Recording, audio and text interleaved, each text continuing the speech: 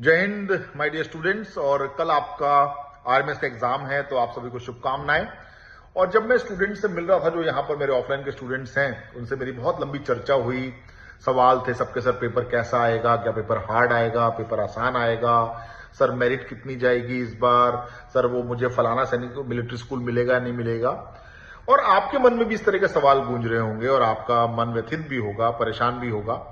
तो प्यारे बच्चों, मैं आपको यही कहना चाहूंगा कि देखिए, एग्जाम कभी भी आपकी इंडिविजुअल परफॉर्मेंस के ऊपर डिपेंड नहीं करता है। एग्जाम का जो रिजल्ट है और जो एग्जाम की जो मेरिट है, वो एक रिलेटिव परफॉर्मेंस का रिजल्ट होती है।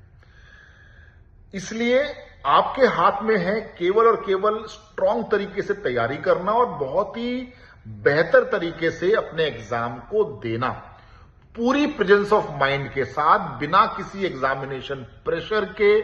हो सकता है आपने एग्जाम का जब क्वेश्चन पेपर खोला तो शुरू के एक दो सवाल आपको नहीं आए, तो वहां घबराने की आवश्यकता नहीं है, क्योंकि लंबा पेपर है, कई सारे सवाल हैं और 50 सवाल मौजूद हैं वहां पर, तो वो सवाल आपको आएंगे।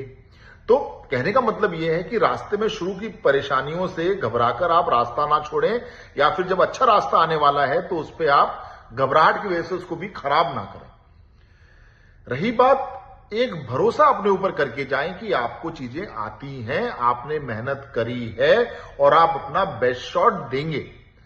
ध्यान रहे, ओएमआर शीट भरते वक्त आपको बहुत चीजें ध्यान देनी है, ध्यान से भरना है, डबल इंश्योर करना है कि आप सही भर रहे हैं, और आते वाले क्वेश्चंस को पहले करें और उसके बाद जो नहीं आते हैं, जिनमें हल्का सा डाउट है, उनको मार्क कर लें ताकि आप उनको दोबारा क्वेश्चन देख सकें। क्योंकि होता क्या है, हमने आने वाले क्वेश्चंस किए और नहीं आने वाले क्वेश्चंस छोड़ दिए, फिर बाद में हम जो क्वेश्चंस बचे हैं उनमें भी प्रायोरिटाइजेशन नहीं कर पाते हैं। तो इंपॉर्टेंट है कि आप वहां पर भी जो आपको हल्के फुल्के आते हैं, जिनमें थोड़ा बहुत डाउट है, उसको एक अलग मार्क कर दें, सो दैट आप जब रीवैल्युएट करें पेपर को, आप दोबारा जब देखें तो आप उन चीजों को अटेम्प्ट कर सकें। इसीलिए कतई परेशान नहीं हो कि एग्जाम कैसा होगा। आप निडर होके जाएं, फियरलेस होके जाएं और अपना बेस्ट शॉट दें। इंपॉर्टेंट आपकी परफॉर्मेंस से ज्यादा रिलेटिव परफॉर्मेंस है, इसलिए आप अपने ऊपर भरोसा रख के जाइए।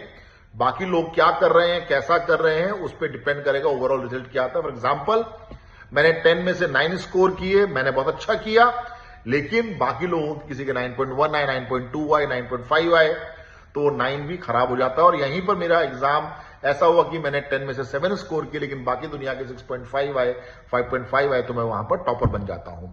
तो इंडिविजुअल परफॉर्मेंस से ज्यादा इंपॉर्टेंट है आपकी रिलेटिव परफॉर्मेंस, पर रिलेटिव परफॉर्मेंस का हमें पता नहीं होता, इसीलिए यह सोचना ही बेकार है कि मेरा सिलेक्शन होगा या नहीं होगा, बिकॉज हमें पता नहीं है।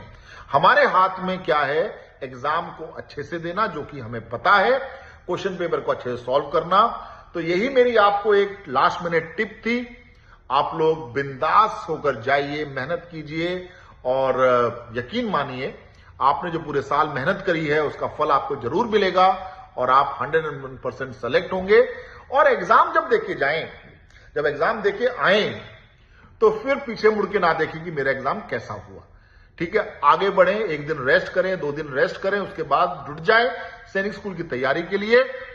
तो आप लोग बहुत अच्छे से एग्जाम दें और आपको बहुत बहुत शुभकामनाएं। चिंता ना करें, खुश रहें और बस एग्जाम को फोड़ दें। जय Hind, I love you all.